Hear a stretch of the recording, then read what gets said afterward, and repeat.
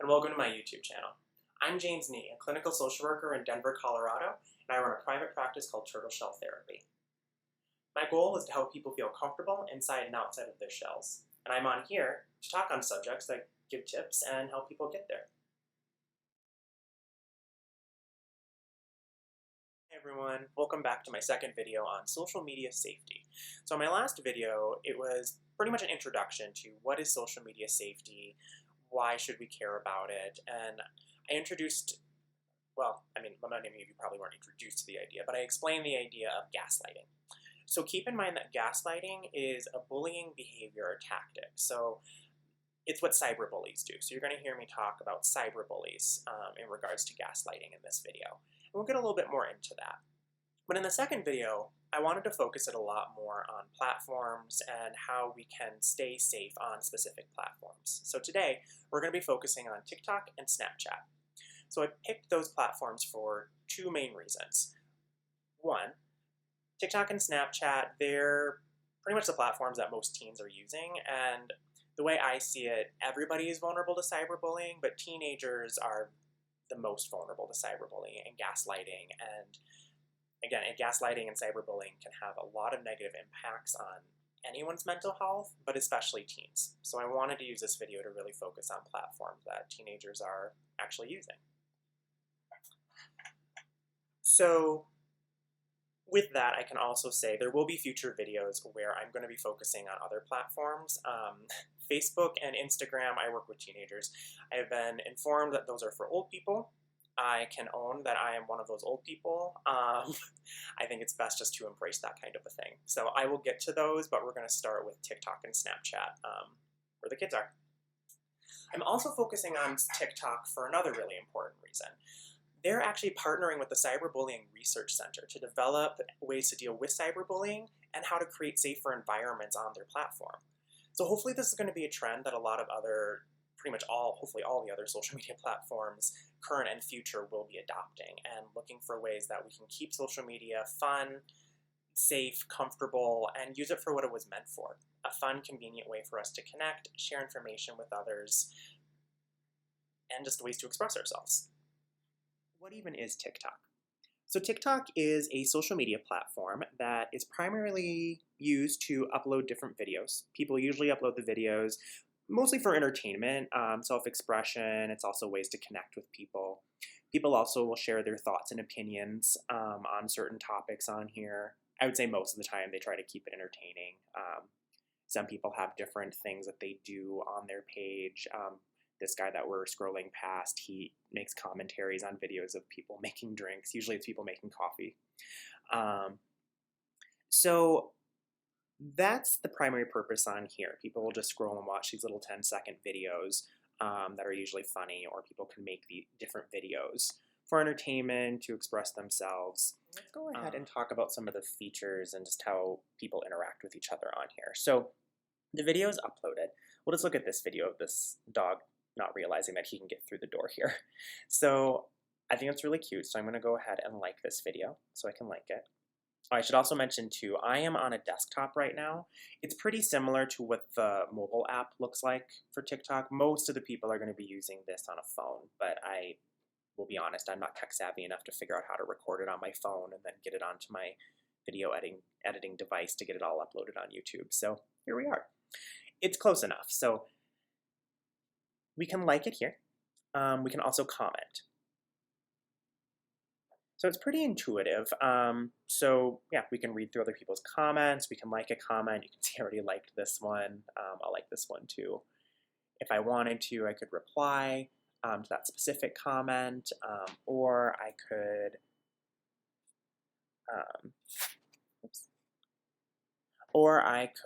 just go on and comment to the poster if I wanted to. We can also share up here. Like it there. We can copy the link if we want to send it to people. So that's another thing too that we can do. We can also share it with people that we want to see it. We can share it to our Facebook page. Instagram, I know, is an option through the phone on the mobile app. You can copy the link and email it or text it to people. Pinterest, Reddit, all that fun stuff. You can also see over here, over to my left, that we can follow different celebrities or find different people. Right now, we're on my follow page, the people that I'm following. And then there's also a page that's for you where I can find more followers that way. We go up here, people can also send messages to each other.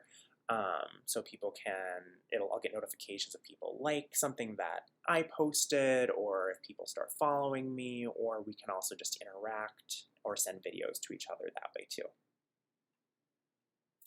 Safety Center. In the description of the video, I have a link to this page. I also have a link in there to the Today article that talks about the 2 new features that TikTok is rolling out with their collaboration with the Center for Cyberbullying Research. So I'll talk about those when I get to the part about commenting. But to start, this is the Safety Center. Essentially what it is there's a bunch of different tabs here. Right now the tab that we're in is the anti-bullying tab, since this is a video about social media safety and we're talking about gaslighting and cyberbullying. So as you can tell, they talk about online bullying here. One of the first obvious steps to be safe is that you could choose to make your account private. So we can click on that and learn a little bit more about it. So choosing between a private or public account. Now, almost every platform I know of has an option like this. So there are pros and cons usually to being public versus private. So with TikTok, you can read through and figure out first of all, how can you go from private or public? And it can also talk about maybe what are some of the restrictions and reasons why you might want to be public versus private.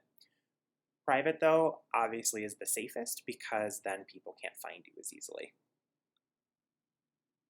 I wanted to take a moment to explain a couple of TikTok's creation features, duets and stitches. So what are those? Essentially, in a nutshell, a duet or a stitch is the ability for a person to make a video, to respond or interact or create a new content with somebody else's video that they already posted. So duet, it's usually 2 videos side by side, which we're going to watch one here in just a second. And a stitch, usually the original video starts and then somebody will stitch on and add their video to it. So on this page, it talks about how to create the duet. But we're going to go down here and look at this note. Not all videos have duet enabled. Please be aware that if a user has enabled duets, but later asks for a duet using their video to be removed, your duet may be taken down. You can save copies of your own content in advance. So that's important to recognize. So if you have a public account, anybody can duet or stitch videos. Or if you make a video that has duet or stitching capabilities, anybody can do a duet or stitch, and then if you decide to go private or you don't want it, you can report that video and it may or may not be removed. It just kind of depends on the community standards and all of that stuff. So keeping that in mind when you're deciding public versus private. Now, a private profile means people won't be able to just duet or stitch your videos, but you can also make each video specific to its privacy on who can and can't duet it. So if you go private in your profile, that doesn't necessarily mean that you can't ever have anybody do a duet or stitch. You're also allowed to do duets or stitches too, if your account is private. It just depends on the other person's account. So let's pop over to the next tab and we'll take a look at an example of a duet that Gordon Ramsay is doing. Ooh. All that chocolate? And Nutella? Stop it. Oh, really? No. Heart attack sandwich, one bite and you're gone. Now that was pretty funny. And, it's Gordon Ramsay, so this is kind of his thing. However, somebody could duet your video and you might not like what they're saying. They might say things that aren't very nice, or kind of bullying even. Again, gaslighters and cyberbullies, they do this stuff usually as a reaction. It's usually impulsive. It's not always super thought out. If it is, though, the point of it is that it's still mean, and they're usually trying to attack you in some way or make you feel bad. It may not necessarily be about you, especially if they don't know you. And you still have the right to report and protect yourself. So that could be either setting your account to private. If somebody is gaslighting you or bullying you with a duet or a stitch, then we can report it. So let's talk about that. Media platforms. TikTok does allow you to report issues that you see.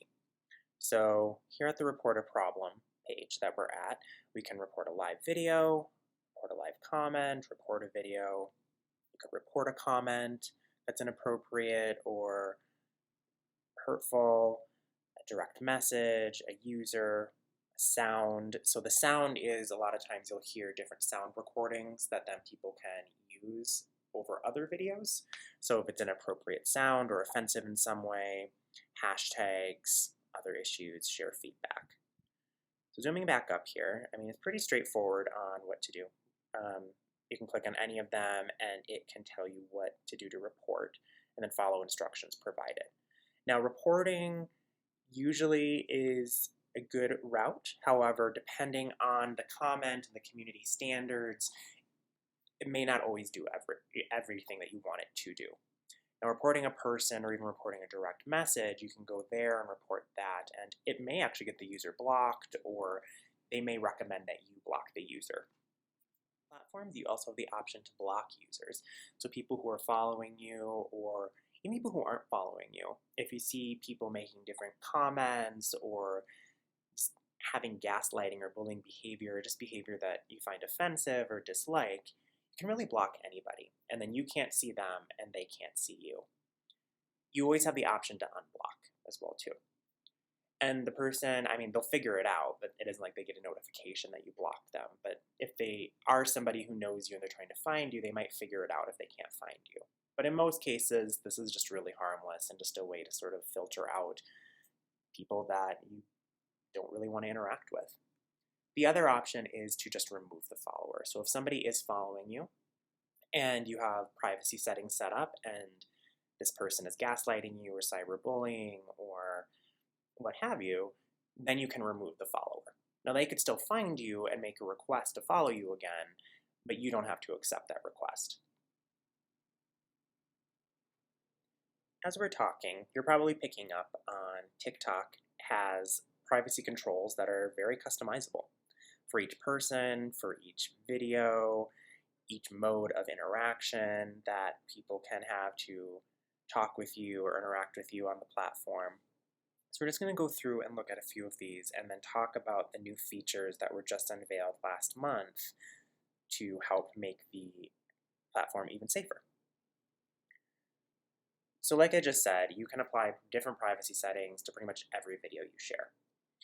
If you make the video public, what that means is, obviously, it's going to be visible to everybody. Your account has to be a public account in order to have that option, though. If your account's private, then the videos will most likely be for your followers, but you can also change that. So followers are people that follow you, but you may not necessarily follow back. Friends are people that follow you and you follow them back. And then private means that it's only visible to you. Change the video settings, so a lot of people start off as private and then maybe change it from there. You can also start it off public and then change the privacy as you go. Then the different saves to be able to save the video, so you can save it to your device or your computer. You can even change the settings of who can even like your videos. You can even get it down to that. Okay, comments. So this is where the Cyberbullying Research Center comes in. So TikTok unveiled 2 new features just last month in March 2021. And both of them revolve around the comment filters. So first and foremost, you can make any comment private for the comment settings so that people can't comment, or only your friends can, only your followers can. You can also make it so that anybody can. Those are the public settings. So what these new features are there's a filter all comments section. So that's what this is talking about right here. To filter the comments, this is how you do it. But basically what you can do is you can hide some comments unless you approve them. Now, how do we approve them? It looks like I haven't actually used this feature yet, but from what I can tell from what I've been reading about it, you can go through and create filters for spam or offensive comments. So I believe you get to pick the keywords, or TikTok does, but there's more to come on that. But you should be able to pick some of the keywords that can filter out some spam or offensive comments that might be bullying or gaslighting, and then you can decide if you want those comments posted or not, or you can just delete them. Another feature that is more just for the commentors is the rethink option. So that's a new prompt that'll show up when a user is about to post something that may be against the site's community guidelines. So that's more on TikTok putting that up. When something that may be offensive or unkind is shared, a pop-up asks the commenter if they would like to reconsider posting, and that offers them the chance to edit it. Users who don't want to edit the comment can hit the post anyway option, and then that's where then you can filter through the comments. Again, like we've talked about with gaslighters and cyberbullies, a lot of it is reactive. So it's nice that they have this option for people to kind of stop and think before they post. And I think that will stop a lot of people on really slowing down and rethinking what they're going to say, which honestly is a big issue that our society needs to work on in general. Slowing down, thinking about what I want to say, if it's necessary, and if it's even what I actually want to say, and then either not saying it or reframing or saying it differently. We don't do that enough even in face-to-face interaction. But like we talked about in my last video, gaslighters have a really hard time even doing that in typing. So having that sort of prompt to slow down can be really helpful. And not everybody will take that prompt. So it's good that you're still able to filter out some of the comments. And even if it doesn't filter out, you can still use the strategies we've talked about on how you engage or even interact. Or you can just delete the comment. Same with direct messaging. The same thing all happens there. Now, direct messaging doesn't have the rethink or the filtering options. However, these are private, and so you can decide who can direct message you. Who can direct message you or not.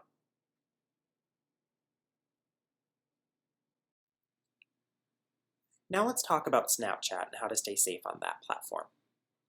For those of you who aren't familiar with Snapchat, this platform is mostly known for sending photos, videos, and messages that will disappear. The reason you'd want to do that is that it won't take up a lot of space in your phone or in the other person's phone or device, so that can save room for data, while also helping you stay connected with people and can help you meet new people. It also serves as entertainment with its stories feature, which is what we're looking at right now. And this is where people can post pictures or videos that only their followers can see, or they can make them public. So it's similar to TikTok. Snapchat lets you record up to 10-second long videos, or you can send pictures. So what we're looking at right here, like I said, are public stories that people have posted. So people can choose to do that, or you can have it where only people that are following you can see that picture or story that you have and you're posted. So again, private versus public. So just like with TikTok, I have the link for the Snapchat Safety Center in the description of this video. So I'm not going to go as in-depth with Snapchat as I did with TikTok for a couple reasons. One, I can't really show you on my phone exactly what the whole app looks like just because this is on my computer. And a lot of it is actually pretty similar to TikTok. So we'll just kind of go over some of this stuff. I mean, always reporting is super easy. Just press and hold on the snap, and then there will be a report snap that you can do to report. So that would be if somebody is being abusive in the app, offensive, inappropriate, gaslighting, cyberbullying. Those are all good things to go and report. And so what that looks like is reporting a safety concern. So you go in there and you could report a story, like I said, report a snap someone sent you. You could report an entire account if the entire account is inappropriate. On the web. On the Discover page is, if you look at your kids' app or if you guys have Snapchat, that's the page where you can find different organizations or different people, either regular people or sometimes it's celebrities or famous people or different things that will post stories or maybe even news sometimes, news content or information on there. So you can always report that, or you can hide it if they're talking about stuff that you don't want to learn about. So back to the Snapchat Safety Center. They go on to talk about how safety is a shared responsibility. So, like it says right here in this first paragraph, Snapchat has been about empowering people to express themselves with their camera. We didn't want to create a social network where you automatically friend everyone you know, or where you only see what's most popular. Instead, we want to make it easier for people, publishers, and brands to tell their stories their way. So it goes on to talk about what that looks like, but let's look here for the tips for staying safe. So Snapchat has grown a lot over the years. That's true. I remember when it was a lot smaller, and now it seems a lot more common. So privacy and safety, it's important, especially on a platform like this that is known for sending something that will disappear within 24 hours. It's a great idea. It's a great way to save space and data. It can be fun, so you're not bogging your device down with all of these funny videos and clips that you may not have meant to download or not. And it can also open to a lot of bullying and a lot of gaslighting behaviors too. So it goes in here to talk about the community etiquette. So be kind and respectful to other Snapchatters. Yeah, that's kind of a given. Snaps disappear, but remember, even though snaps are designed to disappear, a friend can still grab a screenshot or take a picture with another device. That's a really important thing to remember. If you send a Snapchat to somebody, especially if it's a picture, people can take a screenshot of it. You get a notification of that, but they still have the screen capture of whatever it is that you sent. So it doesn't always necessarily just disappear. But you also don't get a notification if somebody takes a picture of it from their phone. If somebody else has a phone and then they take a picture of the screen that the picture is on. Privacy settings. So always be sure to check your privacy settings. So you can have a public account or a private account. Private account is obviously what I would encourage and recommend because that is the best way to stay private. And we'll talk about that in just a little bit. So going on, it talks about friends. Snapchat was made for keeping in touch with close friends. So you can find anybody on there too. You just need their snap code or their username, and then you can usually search and find them.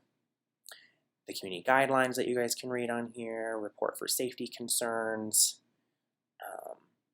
There's bullying. So if you are being bullied or harassed, report the snap to Snapchat. Definitely talk to a parent or a trusted adult. That's really important. You don't have to handle this alone. It's not going to bother anybody. The trusted adults in your life want to know. I'm talking to the teens out there. They want to know what's going on in your life. So even if it's something you took care of, it's still good to let a trusted adult know that this happened. You reported it, and you're waiting to hear back what's going to happen. So let's look really quick at blocking. So if somebody is harassing you, gaslighting you, cyberbullying you, you can always block or remove them, just like we talked about on TikTok. So removing them pretty much is they're not following you anymore. You're removing them as a friend, but they could still find you. They could probably still try and chat with you. They could still try and snap you, but they're not your friend anymore. Unless you have it set for privacy and only friends can snap you, then they wouldn't be able to snap you. Blocking means they can't see you anymore. You can't see them, they can't see you. This is the best route to just have a clean break where you're not going to have to worry about interacting with that person on Snapchat anymore. And you always have the option to unblock them too, if anything changes.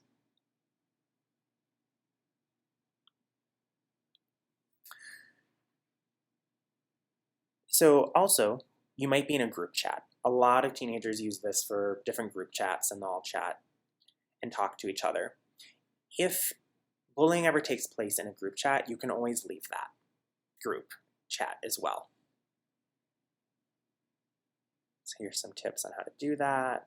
When group chat messages are deleted, what happens to them, but they do delete after 24 hours. You can also change the group chat settings.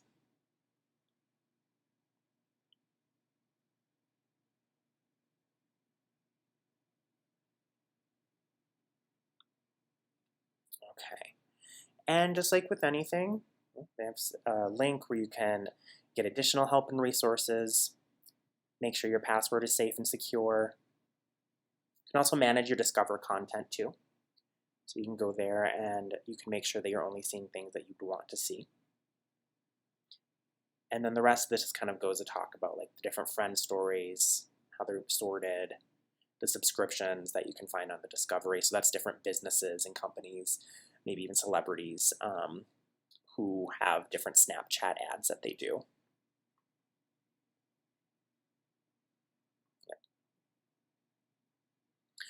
And you have to be at least 13 years old to be on here. And then there is a section specifically for parents and educators. But first, we're going to talk about the privacy settings. So the privacy settings are pretty self-explanatory. You can have a private account or a public account. It gives instructions here how to change your privacy settings. Press the settings button in the profile screen, open settings, scroll down to the who can section, tap that option, and it just kind of goes from there. Who can contact you, who can send you notifications, who can view your story, who can see your location, because there's also a location setting on there too that you can have open, and you can look at this cool little maps thing. It'll show friends who have that activated and where they are. So that can be cool, but also very important to keep private, because if it's public, people could see where you are. Who can use my Cameo selfie, who can see me in quick add, and then just a few other things to remember. So even if you choose my friends, anyone in a group will be able to communicate with you in group chat. To see who's in a group before you jump in, just press and hold the name of the group in the chat screen. If you choose my friends, you won't see snaps sent to you by non-friends. You'll just get a notification that they added you as a friend. If you add them back, then you'll be able to see the snap they sent you. If you choose everyone or who can contact me, even Snapchatters you haven't added will be able to send you snaps and chats. If you post a snap to your story and then change your settings so only friends can see your story, others may still be able to see the snaps you posted before the change, so keep that in mind. And then they just even have this little pro tip here. If you'd like to receive snaps from everyone but only want to receive notifications when friends snap you, you can change the notification settings. But I just wanted to let you guys know that there's also a parents and educators section here in the Snapchat Safety Center. And it just kind of gives a quick overview that's really helpful about the app and pretty much everything that we had talked about today, and even some more stuff. So there's frequently asked questions, talking about safety, reporting, blocking, which we went over, how to adjust the privacy settings, leaving a group chat. So this is all good for parents to know, because your teens, they may or may not know all of this stuff. But if your teens are going to be using this, or even if you're using it, it's still helpful for you to know all of these things. So this talks about how can I monitor what my teen is watching on the Discover. My teen is concerned about a friend whose snaps have become focused on depression, self-harming. How can we help? So this talks about the trust and safety team that they offer. Questions about account security, how you can monitor what your teen is doing on Snapchat. And then a little section here on privacy, which we talked about with the Privacy Center and have talked about that.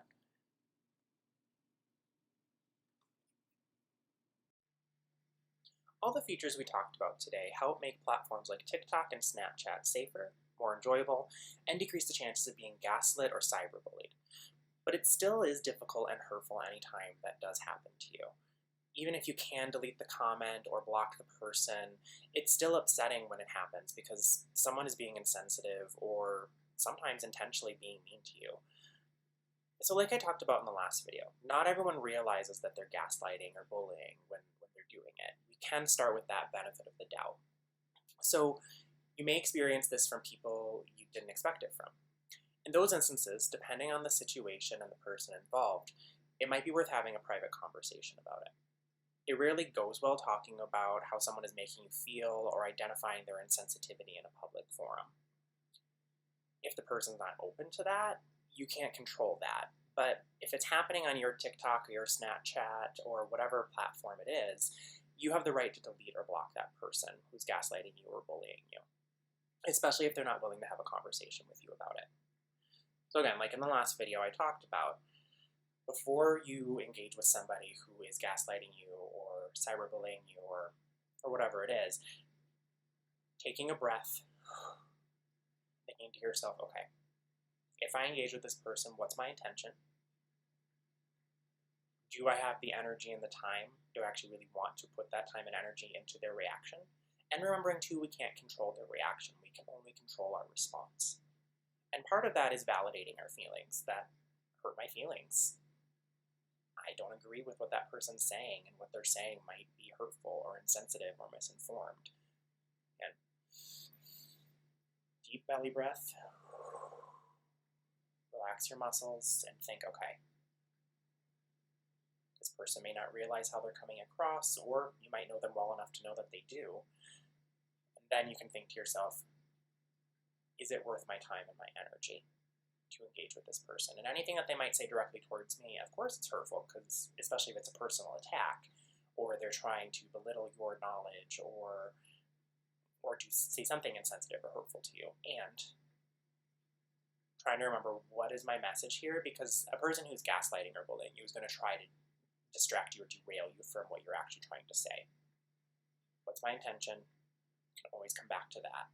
And whatever the person says or does, that's more about them and what's coming up for them. Okay, well, I hope all of this information was helpful today. Please like and subscribe if this video was helpful, and please check back for my third video where we are going to keep talking about more social media platforms, their specifics, and talk more about gaslighting and cyberbullying and how to stay safe on social media. Okay, take care.